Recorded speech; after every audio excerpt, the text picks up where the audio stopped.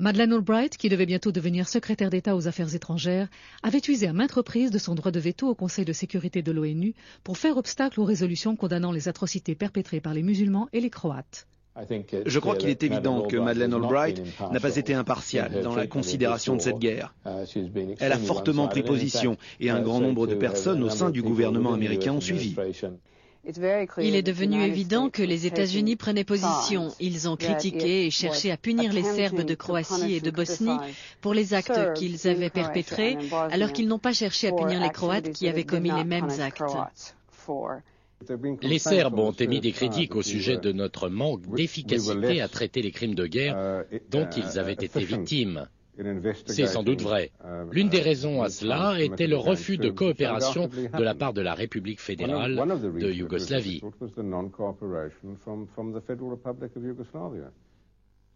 Des critiques affirment que le tribunal des crimes de guerre n'aurait pas examiné correctement les rapports de la Commission d'État sur les crimes de guerre, ni ceux des groupes indépendants pour les droits de l'homme.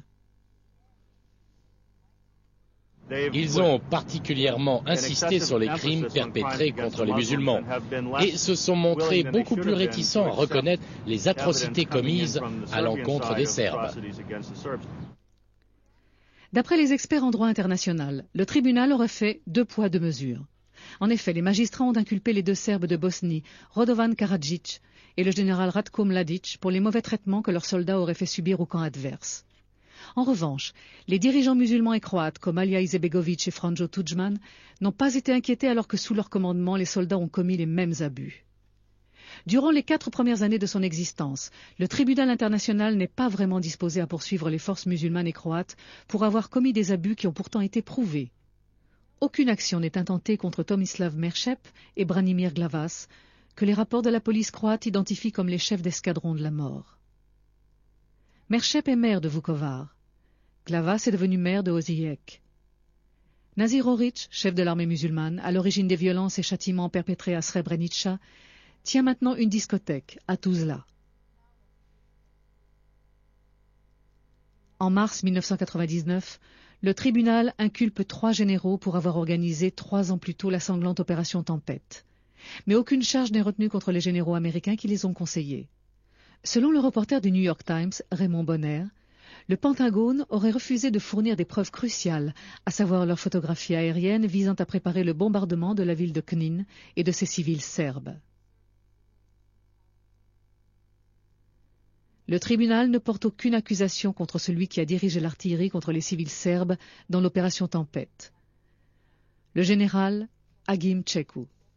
Il s'agit d'un membre de la minorité ethnique albanaise travaillant au service de l'armée croate en tant que commandant d'artillerie. Čeku, impliqué dans d'autres massacres en Krajina, jouera plus tard un rôle important dans le nouveau conflit, la guerre dans la province serbe du Kosovo.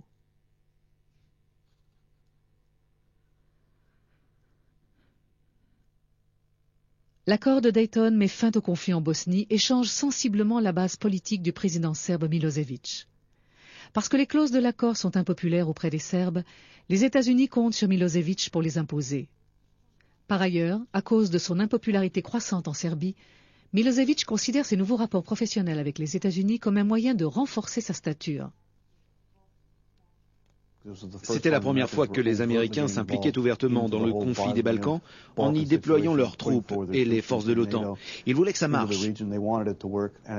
En même temps, les Serbes ne supportaient pas la politique de Milošević, qui leur avait coûté la Slavonie occidentale, la Krajina et le tiers de la Bosnie. Des milliers de civils et de soldats avaient trouvé la mort. Leur économie était en ruine. Ils se voyaient imposer des sanctions. Ils en voulaient donc à Milošević, qui leur avait promis de les protéger. Mais il a été vaincu, et les Serbes se sont mis à protester par centaines de milliers dans les rues contre sa présence à la tête du pouvoir. Pour une fois en Serbie, les membres de l'opposition réussissent à se mettre d'accord malgré leurs différences et à gagner les élections locales dans les villes clés de Belgrade, Nice et Novi Sad. Ils s'apprêtent à faire face à Milošević dans la prochaine campagne présidentielle. À ce moment-là, ils attendent impatiemment un signe quelconque des États-Unis pour les soutenir. Mais il ne vient pas. En fait, contrairement aux gouvernements européens qui rejettent Milošević, les États-Unis envoient 2 missions pour le soutenir en tant que garant de l'accord de Dayton. Madeleine Albright, qui est promue secrétaire d'État aux Affaires étrangères, et Richard Holbrooke se rendent en visite officielle à Belgrade afin de rencontrer Milosevic. Lorsque Milosevic manipule les listes électorales pour assurer sa réélection, l'opposition appelle au boycott. Cependant, Richard Holbrooke dénonce le boycott qui fait finalement un fiasco. Ce n'est pas la première fois que Milosevic se sert de ses adversaires présumés pour l'aider à rester au pouvoir. En 1992, pendant le conflit en Bosnie, c'est grâce au soutien des États-Unis que Milan Panic, homme d'affaires américain d'origine yougoslave, devient Premier ministre fédéral. Dans l'exercice de ses fonctions, Panic propose rapidement d'importantes concessions sur la politique à l'égard du conflit yougoslave et entame un dialogue avec le leader albanais du Kosovo, Ibrahim Rugova. Cependant, lorsque Panic pose sa candidature à la présidence de la Serbie face à Milosevic, les Albanais du Kosovo, qui sont en position pour inverser l'équilibre des forces, continuent à boycotter les élections, ce qui permet à Milosevic d'être réélu. Cela fait de lui un adversaire redouté dans leur projet d'indépendance du Kosovo. La démocratie en Serbie sera réinstaurée, mais les Albanais pacifistes comme Rugova vont vite se faire dépasser par une organisation de plus en plus violente appelée UÇK, l'armée de libération du Kosovo. Les services secrets allemands ont joué un rôle très important dans le soutien des groupes terroristes de Serbie. Le BND, le service fédéral allemand de renseignement, entraîne alors les hommes de l'UÇK, désigne leurs officiers et leur fournit un arsenal d'armes. En avril 1996, l'UÇK se fait connaître sur le plan international en commettant une série d'assassinats de civils et de policiers au Kosovo. Au Kosovo, les extrémistes représentaient une petite minorité. Je dirais que 15 ou 20% des Albanais du Kosovo soutenaient l'UÇK. Mais ils avaient du renfort en Europe, en Amérique et en Albanie. Et au fil du temps, ils ont récolté des fonds et se sont procurés des armes. Ils ne s'attaquaient pas systématiquement à la police serbe. Ils tuaient aussi des civils albanais qui ne soutenaient pas leur mouvement d'indépendance. Certains soutenaient le gouvernement, d'autres la faction pacifiste de Rugova. Les extrémistes terrorisaient les autres minorités ethniques du Kosovo, les Tziganes, les Turcs, les musulmans bosniaques, Gorani, les musulmans slaves et les autres, et ce, avant la guerre, pendant les bombardements de l'OTAN et après, sans arrêt. En réponse à 2 années d'action terroriste, le gouvernement de Milosevic entreprend de réagir par la force contre l'UÇK.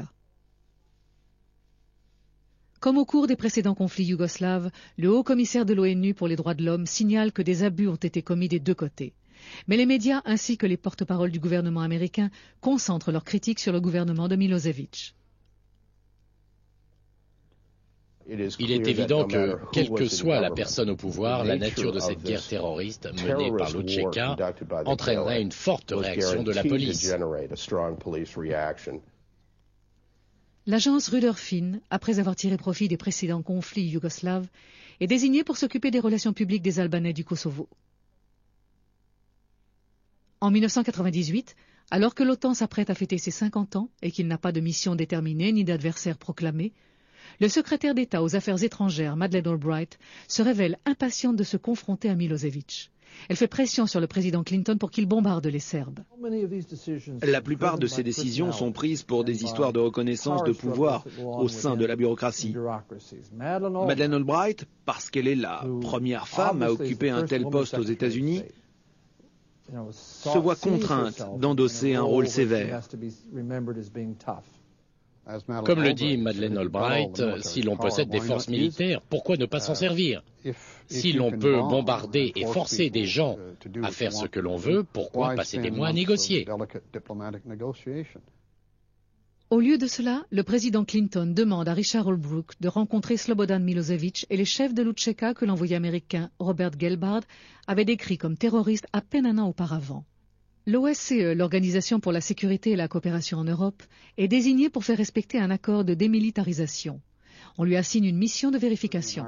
L'armée serbe s'est effectivement retranchée dans sa caserne. Il y a eu un phénomène de désescalade. Les tensions ont diminué. Il y a eu quelques éruptions de combat provoquées par l'UÇK, mais de manière générale, les observateurs de la mission de l'OSCE ont réussi à calmer un peu les esprits au Kosovo. Nous avons eu l'opportunité, même si ce n'était pas parfait, de travailler, de surveiller et de rechercher une solution rationnelle, logique et civile aux problèmes et aux souffrances du Kosovo. Le Kosovo était un problème politique qui ne pouvait être résolu par l'offensive des bombardiers de l'OTAN, à 7 km au-dessus du sol. Il devait être résolu en usant de diplomatie et de négociations. Le chef de la mission de vérification de l'OSCE au Kosovo, William Walker, est un diplomate américain intransigeant qui a été critiqué pour ses rapports privilégiés avec le gouvernement militaire du Salvador, où il avait exercé la fonction d'ambassadeur. Au Kosovo, le tableau qu'il brosse de la sanglante bataille de Ratchak incite l'OTAN à déclencher sa campagne de bombardement contre la Yougoslavie.